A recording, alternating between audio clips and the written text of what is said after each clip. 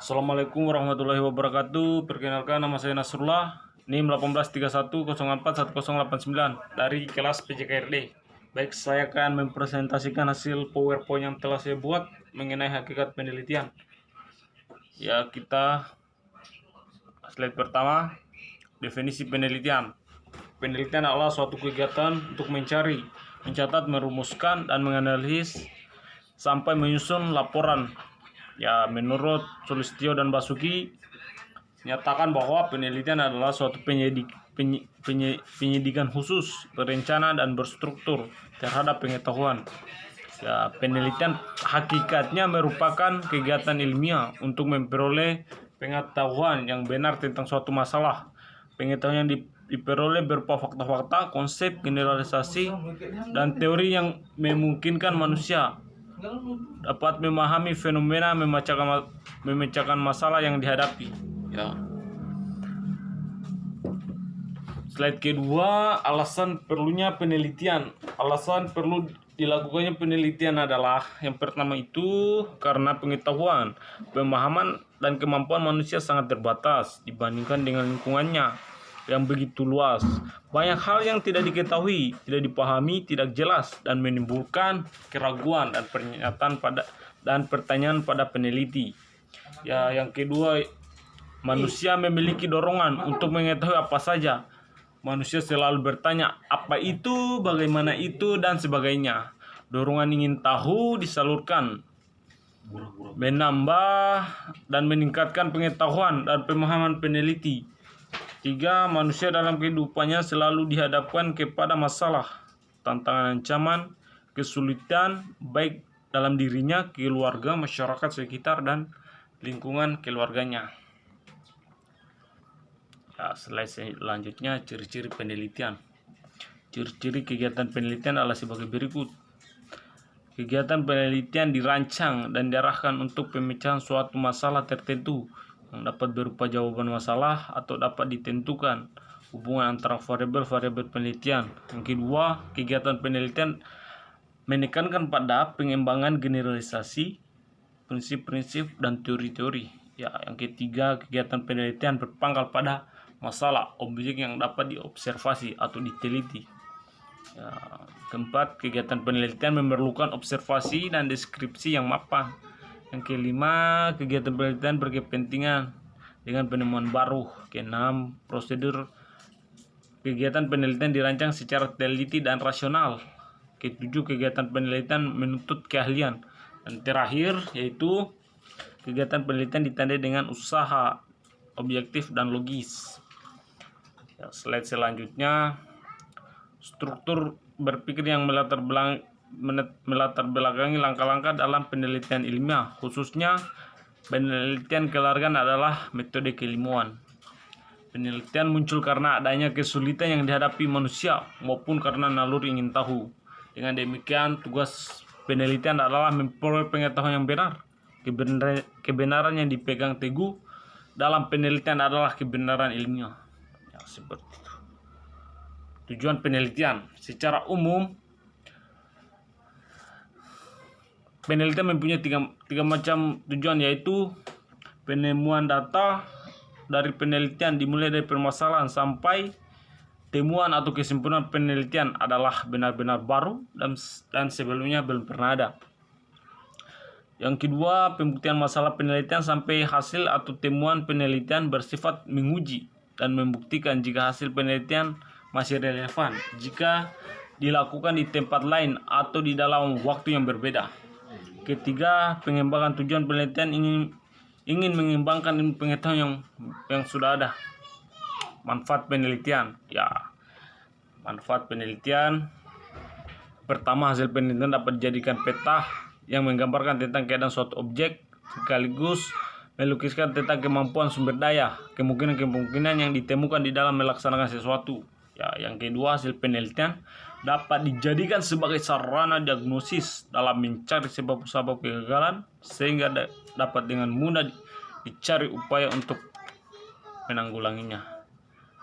Ya, hasil penelitian dapat dijadikan sarana untuk menyusun kebijakan dalam menyusun strategi pengembangan selanjutnya. Ya, itu poin 3. Dan poin terakhir, hasil penelitian dapat melukiskan tentang kemampuan dalam pembiayaan, peralatan, pembekalan, serta tenaga kerja baik secara kualitatif maupun kuantitatif. Metode ilmiah. Langkah-langkah dalam metode penelitian keluargaan: yang pertama, memilih dan mendefinisikan masalah. Yang kedua, survei terhadap data yang tersedia. 3, memformulasikan hipotesis. 4, membangun kerangka analisis serta alat-alat dalam menguji hipotesis. 5, mengumpulkan data primer. 6, mengolah dan menganalisis dan membuat interpretasi. Yang ke-7, membuat generalisasi dan kesimpulan. Yang ke-8 atau terakhir, membuat laporan. Ya, ini bagannya, dimulai dari perumusan masalah turun menjadi 2 bagian: kekasan penelitian pengetahuan ilmiah dan penyusunan kerangka berpikir. Ya, pada penyusunan kerangka berpikir ini turun menjadi perumusan hipotesis dan dibagi menjadi 2, deduksi dan korespondensi. Turun menjadi pengujian hipotesis. Ya, pengujian hipotesis ini apakah dapat diterima atau ditolak. Ya, seperti itu. Penelitian kuantitatif. Penelitian kuantitatif merupakan salah satu jenis penelitian yang spesifikasinya adalah sistematis, terencana, terstruktur dengan jelas sejak awal hingga pembuatan desain penelitian. Ya, seperti itu. Selanjutnya, kelebihan penelitian kuantitatif. Kelebihan metode kuantitatif: yang pertama, dapat digunakan untuk menduga atau meramal. Yang kedua, hasil analisis dapat diperoleh dengan akurat bila digunakan sesuai aturan. Yang ketiga, dapat digunakan untuk mengukur interaksi hubungan antara 2 atau lebih variabel. Dan yang terakhir, dapat menyederhanakan realitas permasalahan yang kompleks dan rumit dalam sebuah model. Ya, di samping ada kelebihan, pasti ada kekurangan. Ya, kekurangan penelitian kuantitatif: pertama, berdasarkan pada anggapan-anggapan asumsi. Kedua, asumsi tidak sesuai dengan realitas yang terjadi atau menyimpang jauh, maka kemampuannya tidak dapat dijamin, bahkan menyesatkan. Ketiga, harus berdistribusi normal dan hanya dapat digunakan untuk menganalisis data yang populasi atau sampelnya sama. Ya, yang keempat, tidak dapat dipergunakan untuk menganalisis dengan menggunakan cuplikan sampel dan jumlahnya sedikit. Ya, ragam penelitian kuantitatif. Ragam atau jenis penelitian kuantitatif digunakan menjadi beberapa macam. Ragam penelitian ini dibuat sebanyak mungkin untuk menghindari terjadinya tumpang tindih antara ragam yang satu dengan yang lainnya. Namun meski demikian, kategorisasi ini tidak harus diikuti, karena pada prakteknya tidak jarang terjadi penggabungan 1-2 ragam penelitian guna menyesuaikan suatu model penelitian dengan masalah yang dihadapi. Selanjutnya, masalah penelitian. Masalah merupakan kesenjangan antara harapan dan kenyataan, atau kesenjangan antara teori dan praktek yang memerlukan jawaban, penjelasan, atau pemecahan. Kenyataan bahwa tidak semua mahasiswa menunjukkan hasil belajar yang memuaskan seperti yang diharapkan adalah masalah. Tidak semua mahasiswa lulus mata kuliah setiap semester seperti yang diharapkan merupakan masalah. Ya, seperti itu.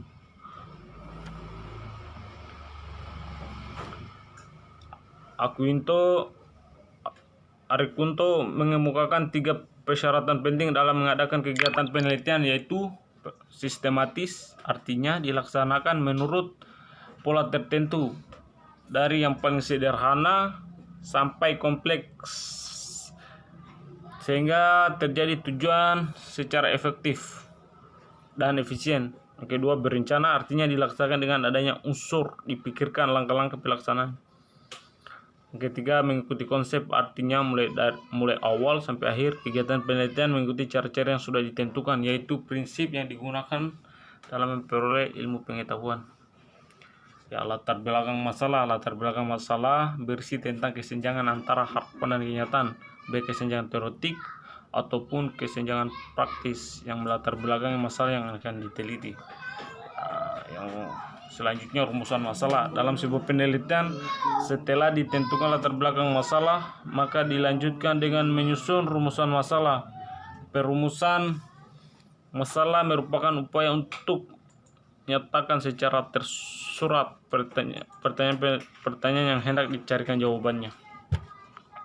Selanjutnya, tujuan penelitian. Tujuan penelitian mengungkapkan sasaran yang ingin dicapai dalam penelitian. Isi dan rumusan tujuan penelitian mengacu pada isi dan rumusan masalah penelitian. Perbedaan yang terletak pada cara merumuskannya. Ya.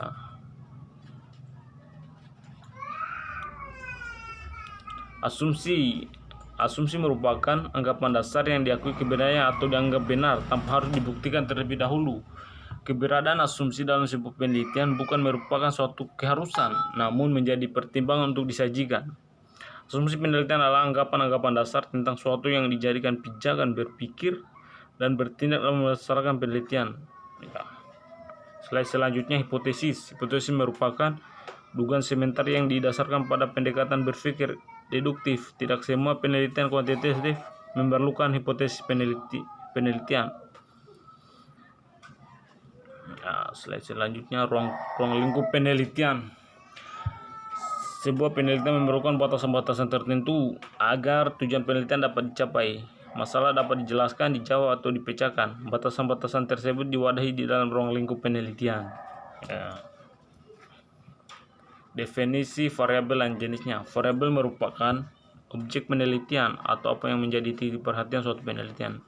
Apabila seorang peneliti ingin menyelidiki apakah benar bahwa olahraga menyebabkan kebugaran jasmani menjadi tinggi, maka yang menjadi objek penelitian olahraga adalah kesegaran jasmani seseorang. Maka olahraga dan kesegaran jasmani merupakan variabel penelitian.